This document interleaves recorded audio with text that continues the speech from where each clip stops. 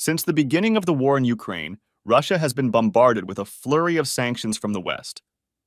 These sanctions have targeted a plethora of assets, trade, and financial inflows for Russia. Many Western or European nations, such as Germany, have taken drastic steps to reconfigure their suppliers and trade partners, especially in the energy sector for products such as oil and gas, where they had become extremely dependent on Russia. The decision to decouple was seen by many as self-imploding their own economy for Ukraine, US, or for Western interests. Regardless, Germany currently faces a recession, and it is on track for its first two-year recession since the early 2000s as energy prices and sourcing difficulties have significantly increased, along with weaker industrial demand. Not to mention, there are significant talks regarding the decoupling and distancing of the German economy from China. Of course, this is currently far from practical, realistic, or manageable as of now because of the huge reliance of China on their economy. Major businesses and industries like Audi and BMW in the car industry have hit significant revenue and profit levels with their business in China, to the point where a huge chunk of these businesses decide to reinvest their profits within China, rather than cashing those profits back into Germany. The US has been the main instigator in pushing and getting countries to adhere to sanctions policies against Russia.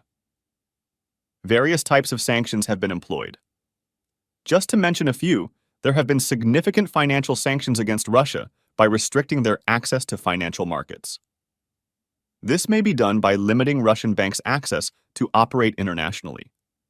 Additionally, there have been individual sanctions such as asset freezes or travel bans, which tend to be targeted against Russian officials or what is termed as Russian oligarchs, individuals who are extremely wealthy and have a great deal of political influence.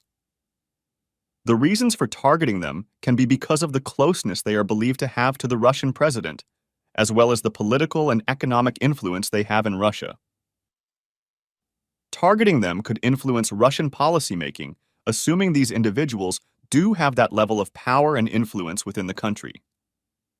The US also employs secondary sanctions, which target third parties dealing with these sanctioned entities, in this case, countries like Turkey or the UAE, which deal with Russia in certain areas. The US has recently put out a threat to financial firms doing business with Russia, with Turkey being one of the main countries taking a blow. Imported oil and Turkish exports to Russia have been disrupted or slowed for some payments, as reported by several sources who relayed that information to Reuters news agency.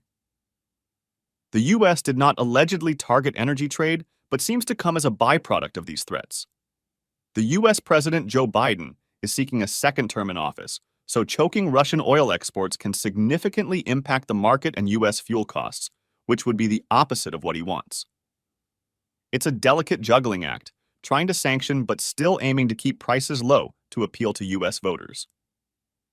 According to data given by Turkey, exports by Turkey to Russia were $631 million in January this year, a 39% drop from the same month last year from a whopping $1.04 billion, with chemicals and vegetables making up a huge part of that drop. Just to note, these financial sanctions were brought about in December of last year. Over the course of last year, exports to Russia had increased by 16.9% to $10.9 billion. The sanctions employed by the US have also begun to affect the operations of firms in other countries, such as India, the United Arab Emirates, and China, as mentioned by several oil traders. This affects and creates payment problems for them, as banks and firms need to meet certain compliance rules set out by the US to continue their US operations and prevent any sanctions against them. However, China, a superpower in its own right and set to far exceed the US economy in the not-so-distant future, has the capacity to enact its own sanctions against the US and US firms if these sanctions were to become a major hindrance in Chinese operations. It remains to be seen if drastic decisions and actions are to be taken.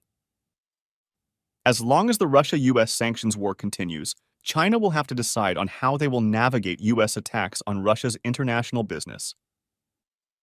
Let me know your thoughts, and be sure to take a moment to subscribe.